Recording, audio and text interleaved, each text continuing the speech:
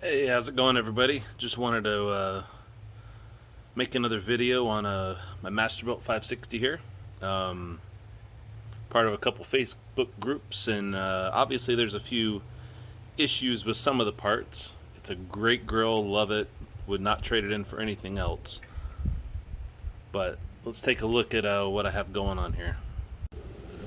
Yep, so the infamous getting an open display on your display over here, and you look, and the infamous charred switch. So, quick little easy way to bypass that if you're trying to cook and you're having an issue, I will show you here real quick. So the quickest way to remedy this is right here. There's two little screws. As long as it's not too melded together, you pop that off here. As long as these wires are good, pop that off.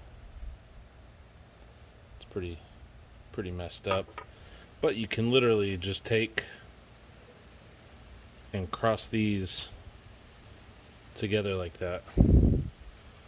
That'll give you the connection. Now granted, yes, your fan will constantly run, and what I did, raise this up here a little bit, kind of cover, for rigging this up like I did.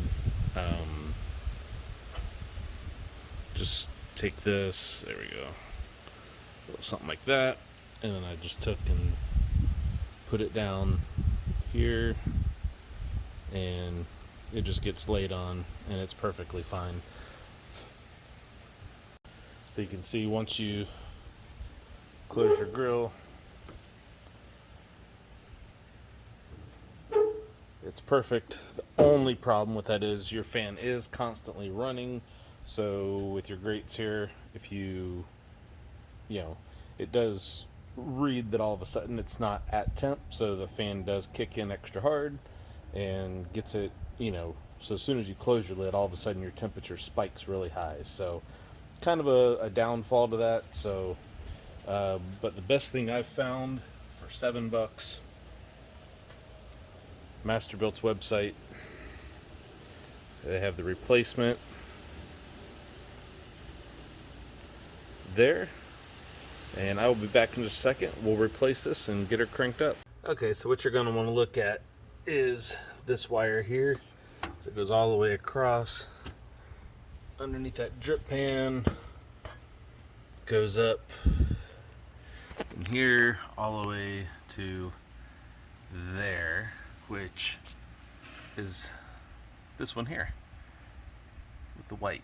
So I'm gonna get that taken apart, and I'll be back with you in just a second. Yep, so you just take that little pin right there, push it, and then pull those apart like that.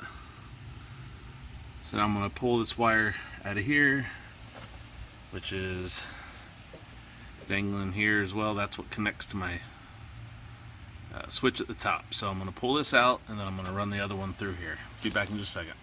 And I did want to point out that this little rubber gasket right in front of me here, you just got to wiggle the tip of that connector right through there, and then it falls out through that hole. Let's get this new one wired in and get it rolling. So anyway, as you can see, maybe, here's my wire here, connects up there. That's where it actually comes through. So I'm just going to go ahead and set it. As you can see, I have it placed here. So I just dropped it straight in there, ran that wire straight down, comes through here, and now I'm just gonna put it back along there and connect it. Just an update for me personally, might help someone else if they have bigger hands in these tight spaces. It does help to remove this drip tray, so getting that out of the way, and then being able to access up in there, pulling your wire through here, much easier. So my new wires run up there, replace that rubber gasket. It was hanging right down here, but I popped it back in there. So now here sits my new cable. And I'm just gonna pop it into the connector. Obviously doing this one hand is not gonna be the easiest, so instead of spending 20 minutes trying to do that, I'll be right back. So anyway, now we're all connected. We will get this loose wire tucked back up into all of this. I'm gonna get it set away so it doesn't dangle around, and we're gonna fire this bad boy up. So just wanted to remind you real quick too, if you were doing what I said and took this drip pan out, replace it. You definitely don't want that sitting there not covered. All right, let's get back to the top here and get this screwed back in. Okay, well, for the $8, it does come with 2 screws as well. Just 2 little Phillips head screws. Let's get these.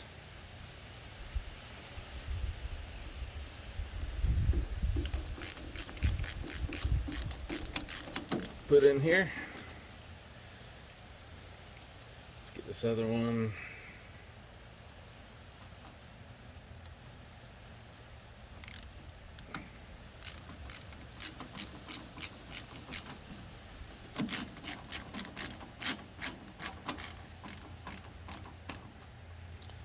Get that in there nice and snug. Brand new switch. Looks pretty awesome. Now I don't have to worry about it getting too hot. The only thing that's nice about not having the switch and kind of bypassing it is when the fan's running, you can like open cook this thing and just leave the lid up and just, you know, fry up some kebabs or something like that, and you know, get them grilled up good. But anyway, aside from that, it is a nice little safety switch to have. It does keep the internal temperature of your grill. I mean, Masterbuilt made it for a reason, so it keeps it level, it keeps everything good. Obviously, when you have your lid open, it's going to shut the fan off, but that does keep you from, especially on a nice long smoke, whenever you go to check it and you let all your heat out, your fan's going to kick on if you don't have that switch, and it's going to make it a lot hotter because it's trying to bring it up to temp and all your heat's escaping. So I would replace it. I did replace it. I think it's worth it. So anyway, if you guys have any questions, I will post a link to this switch in the description. It's on Masterbuilt's website. Like I said, I think it was $7 or $8 plus a couple dollars for shipping. They got it to me in like, I think it was like 3 or 4 days, almost as fast as Amazon. So anywho, hope you guys enjoyed the video. Like, share, subscribe. If you guys have any questions about this or about the table that you see down here, which I have a video for this as well, which I will link in the description as well. So hope you guys have a great rest of your day, and let me know if you have any questions. Thanks a lot.